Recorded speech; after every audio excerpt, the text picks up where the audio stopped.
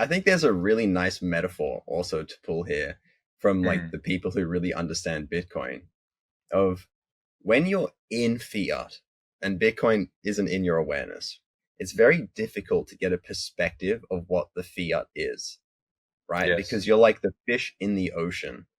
But then once you have Bitcoin and you can stand on that perspective, you have like this total view of fiat.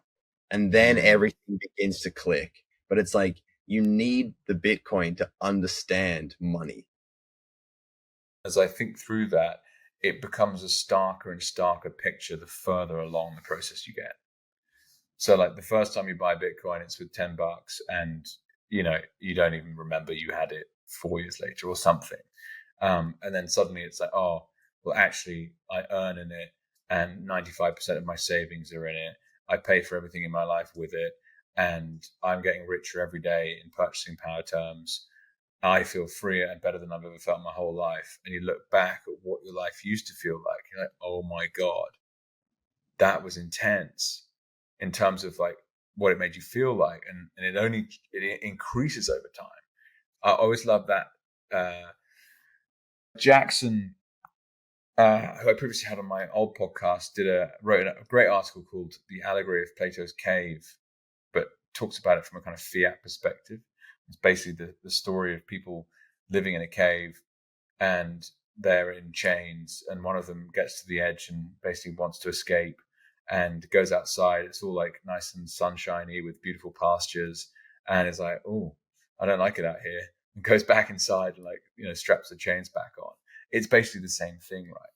Whoa, okay, so if you went down this more plant medicine route that you're describing, what are the main differences then? Like, because obviously that's a great analogy that I can fully understand from a Bitcoin fiat perspective. So you're describing like a mindset change due to the experience of the plant medicine. Hmm. Yeah, and that's really that idea of direct experience, right? You can never like have a vision and it ever be somehow saved to be rewatched, right? Mm. But you can't unexperience the experience. And like once you speak directly with a plant and it communicates to you, and it may not use English, but there's a transmission of information, Hmm. you can't unexperience that, and then you see more and more as you go, as you do with Bitcoin. Even like pulling from the Lakota tradition of like Canada and South Dakota. It's like the natives. They always like end their prayers with all my relations. And when they say all my relations, they don't mean like me, my grandfather, my uncle. It's all my relations. It's the ones that fly, the ones that swim, the ones that crawl. The four-legged, the two-legged, the trees, the plants, the rivers, the mountains, the rocks. It's all of it. They're all my relations. The world is responding to us. It's not a backdrop.